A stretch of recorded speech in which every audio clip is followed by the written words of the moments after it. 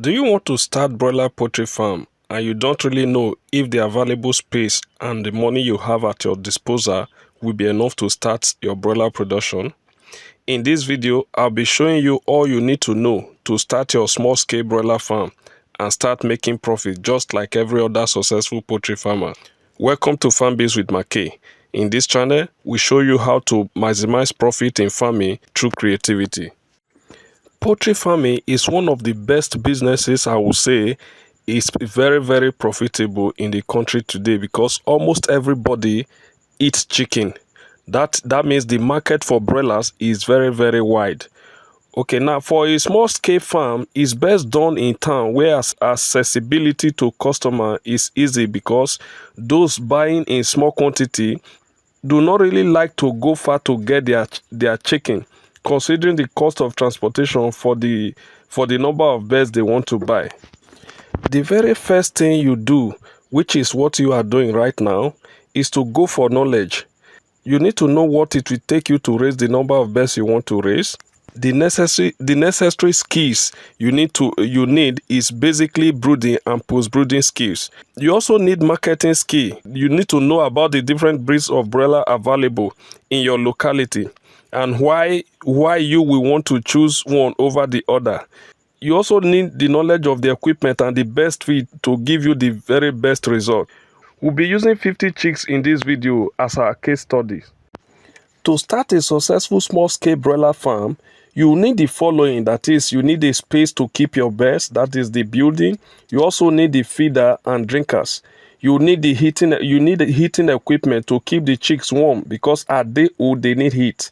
You also need cleaning equipment as well as clothing or safety equipment. You need feed and water. You also need medication, and then you need the chicks as well. Then you need litters, either wood shave or sawdust. And then finally, you also need money for the running around, for transportation and all of that.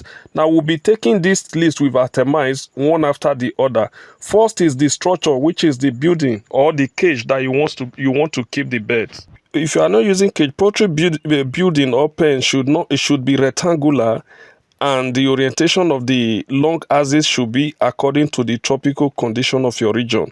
That is, in cold climate, the longer axis, that is the length of this rectangular structure we are talking about, should be along the north-south direction, while the shorter side should be along the east-west direction. But for hotter climate, the reverse is the case. This orientation is very important. In Nigeria, for instance, look for the direction where the sun rises from and let the shorter side be facing where the rising sun is. The longer side should not face the sun directly because it will expose your birds to the sun throughout the day. And the floor should be made of concrete and the side made of wire mesh to prevent rats and predators from entering into your pen. I always prefer the side wall to be of 3 blocks above the ground to prevent rain from getting into the pen. The height of the structure, that is the height of the pen, it should be high enough to aid cross ventilation, that is about 6 to 7 feet high is okay. In case your available space cannot accommodate these parameters we've discussed, the orientation we talked about, in case what you have cannot accommodate that, ensure you build your structure to prevent rain and sun from getting into the pen, as well as prevent predator from getting into the pen. Your structure should keep predator away and also aid cross ventilation. Very important. Now, this space you are keeping your bird we are talking about could be preferably open-sided pen. In most cases in the country today, open-sided pen are more common around us. The size of your pen or cage depends on how much you want to invest in it and the number of birds you want to be using the pen to raise. Please cut your coat according to your clothes. Next we are to talk about is the feeders and the drinkers. There are sizes when you use for the chicks when they are small, and some other sizes are used when the chicks are matured. Basically, you need 2 sets of drinkers and feeders. The first is for the chicks when they are young, while the second is for the chicks when they are matured. If you want to run an automated system or semi-automated system, you can make use of bell drinkers or nipple drinkers in your production. Otherwise, make use of 4 liters drinkers when the chicks are young or 10 liters drinkers when the chicks are matured. Now, for small-scale broiler production, for instance, 50 chicks to be raised to 6 weeks, you need 4 liters drinkers when the chicks are young, 2 of them.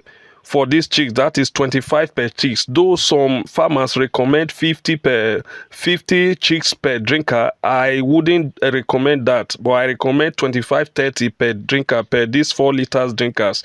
From day 1 till when the chicks are about 3 weeks of age, where you will now switch to a bigger drinkers and feeder. Now, in case your resources will accommodate the use of bell drinkers or nipple drinkers, those are still very, very good when it comes to raising your broilers in deep litter system. In that case, one nipple drinker is to 10 chicks. That means for these 50 chicks we are raising to 6 weeks, you'll be needing 5 nipple drinkers for the 50 chicks till maturity. Or better still, 1 bell drinker for the 50 chicks. Now, for the feeders, we either use the tray feeder or chicks feeder. Now, chicks feeder, we have the flip feeder also. In my case, when I'm raising my chicks, I assume 30 chicks to 1 tray feeder. If we assume 30 chicks to 1 tray feeder, in this case, for 50 chicks we'll be raising to 6 weeks, we'll be needing 2 tray feeders to raise them till like day 10, before we now switch to another form of feeder. Now, as the chicks grow, we switch to a different feeder so that they won't be wasting the feed using the tray feeders. We switch to a feeder that is not as big as those for the matured ones. That we do at the 8th day 9. Now, at this day 8, day 9, we also increase the number of feeders so that they don't compete for feed. Now, the next we have to talk about is heating equipment. Now, when the chicks are young, that is from day old, they will need heat because the mother hen is not there. You are like acting as a mother hen for them. Now, to ensure that they are comfortable, you need to provide heat for them from day 1. Now, from my experience, I discovered that the provision of heat normally lasts from day 3, day 4, day 5. At that point, they no longer need heat, but they still need your care. That is the brooding we are talking about. For the first 2-3 weeks, they still need your care. They still need your attention within that period. Now, the heating equipment you could get charcoal stand. If it is charcoal you want to use to provide the heat for them, you could as well have gas brooder in case you want to use gas to make provision for that heat for them, or better still, electric brooder or electric bulb to make that place warm enough for them to feel comfortable. Normally, when I'm brooding, I tell people the chicks are the best thermometer that you can use to measure the temperature in the brooder, because their activity tells you if they are okay or not. But in case they huddle around the electric bulb or huddle around the charcoal pot, you know the temperature is not good enough. So you need to increase the heat source so that they will be evenly spread in the brooder. That's when you know that, okay, the chicks are comfortable. Now, you make provision for that heating equipment. That is also very, very important. Now, next on our list is cleaning equipment, because at times broiler will mess up the floor. Now, we maintain dry floor in our pen at all times. It's very, very important, because if you leave the pen to be wet, you are looking for trouble, because very soon you see coccidiosis affecting your bed seriously. So what we do whenever we observe any spillage of water in the pen, so we quickly pack that spot. Then either we dry the litters, and then when it is dry, we bring it back to that spot, or pack them totally and then replace with another litter. Now, when packing these sawdust or litters, we need some equipment to pack them. That's where the use of some container, the use of maybe shovel or packer comes in. The use of broom, that's where it comes in. So you also need that in case you want to set up a small scale broiler production. You also need those equipment as well. Clothing is also another thing you need in your pen, because the clothes you use outside is not as advisable you use them in your poultry pen for biosecurity reasons. So you can, though this is not that very key, is very key here, you can make use of any of the clothes you have that you don't really use in going out, you can keep them in the pen. That this is what you'll be using to walk inside the pen, and when you are done, you leave those clothing inside the pen. That includes shoe as well. You don't use those clothing outside the pen. They are strictly for the pen. The next thing we'll talk about here is feeding. This is very, very important because it takes about 75% of the whole production cost. So we need to talk about this seriously. You also need to buy chicken feed. Now, I always advise my people to always go for quality feeds when it comes to broiler production. Now, go for professional feeds, because there are feeds that are not meant, that I will say are not meant for broiler production. So go for professional feed because they will give you the result you want. Now, basically, there are 3 types of feed when it comes to broiler production. You have the super starter, which is given to the feed from day 1 to day 14. We also have the starter. This is given to the chicks from day 14 to day 28. And finally, we have the finisher. And this is also given to the chicks from day 28 to disposal. Now, there are some brand of feeds that do not classify their feed into these 3 groups. In that case, they only classify their feed as starter and finisher.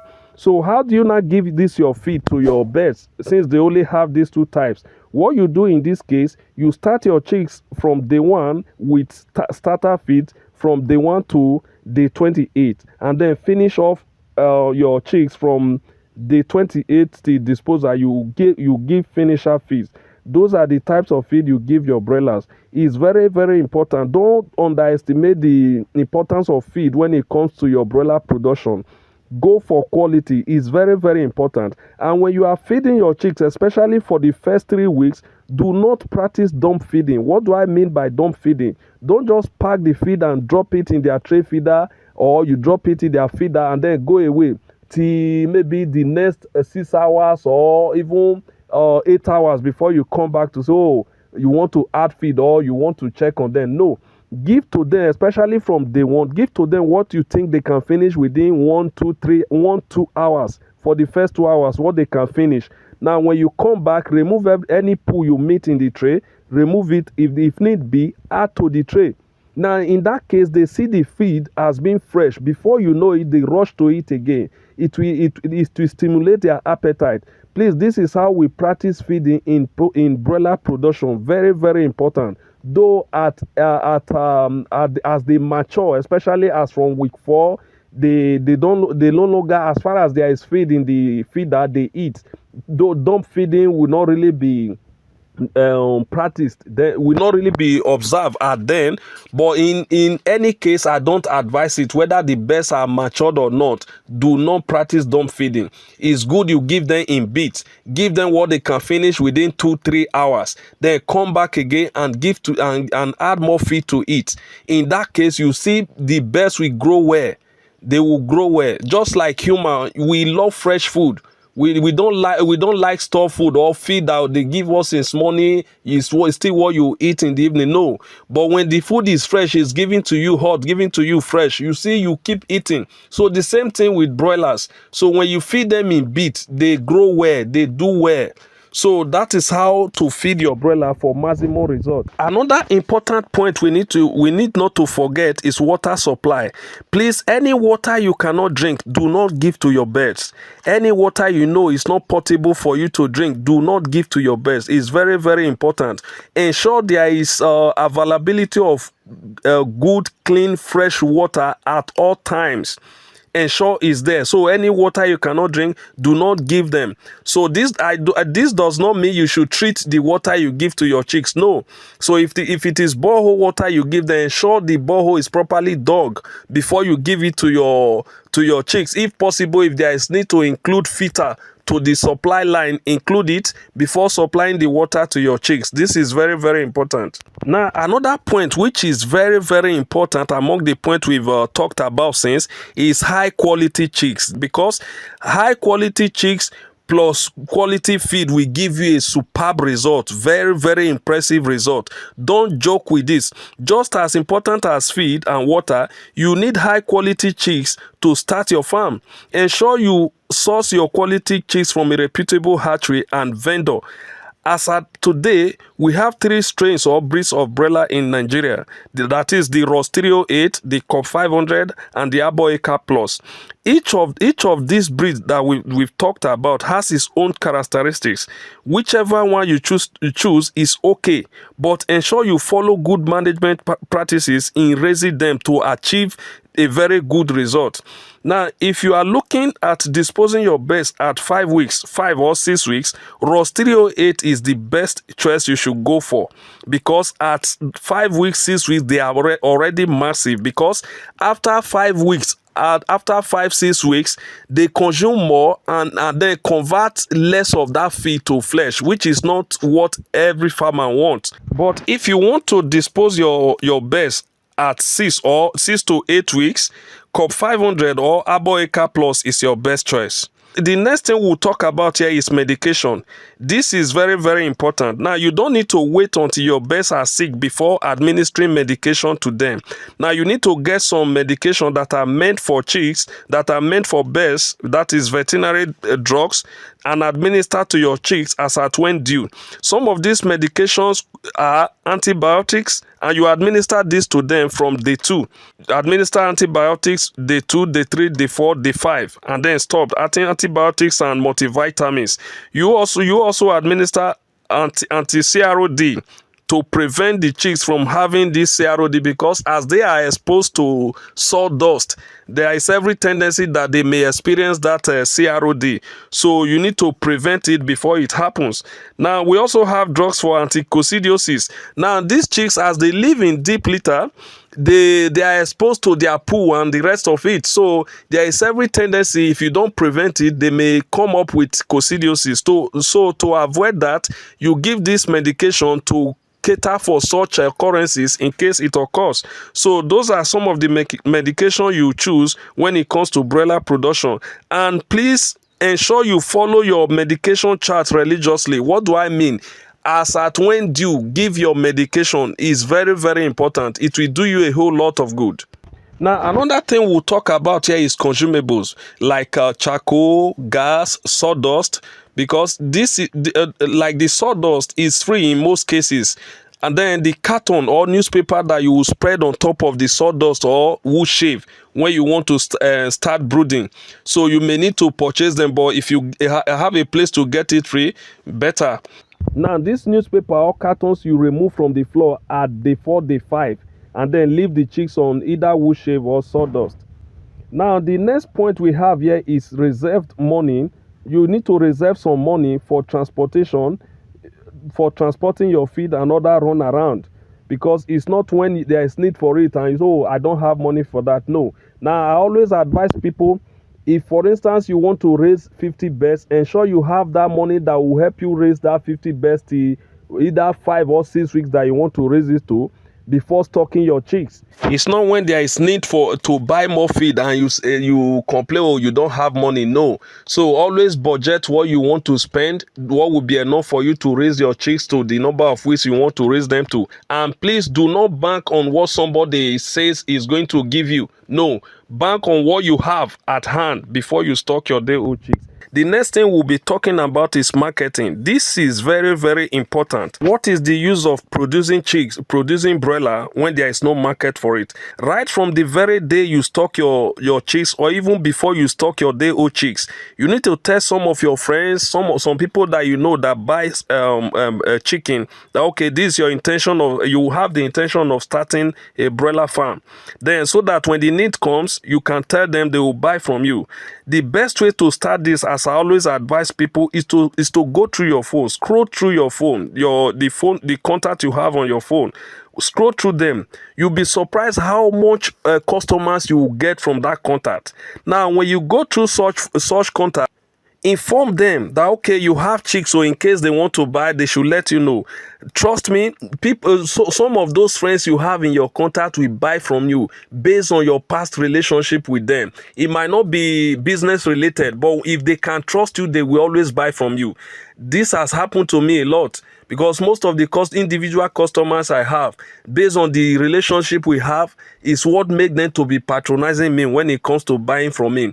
They may not be buying much, maybe at times 2, 3, 4, as the case may be. And some will tell you they want it processed, which is additional money, as the case may be. So the first point of marketing is to go through your phone contact. You will be able to know this person might need chicken, this person might need chicken. Before you know it, they refer customers to you. Before you know it, your customer base will be large, and your production will not be enough to cater for them. And there are some friends that will not ideally will not want to buy chicken, but because of the person involved, because of your personality, that okay, your relationship with them in the past has been so cordial, has been so good, they will buy from you. Now, the last thing we'll talk about in this video is accounting. Now, the purpose of every business, including poultry farming, is to make profit and then grow your business. Now, when this profit comes, what do you do with it? Will you just spend the whole money and then look forward to making another money to start another production? No. When the profit comes, you need to set out some money aside for future expansion. This is very important. After settling your expenses and the rest, you need to set out some money for future expansion if you want the business to progress. So if you want to sustain the life of the business, it is very, very important in every business. If you find this video helpful, kindly subscribe to my channel, turn on the notification icon, like and comment in the comment section below, as this will go a long way in helping me to grow my channel and reach a larger audience. Thank you.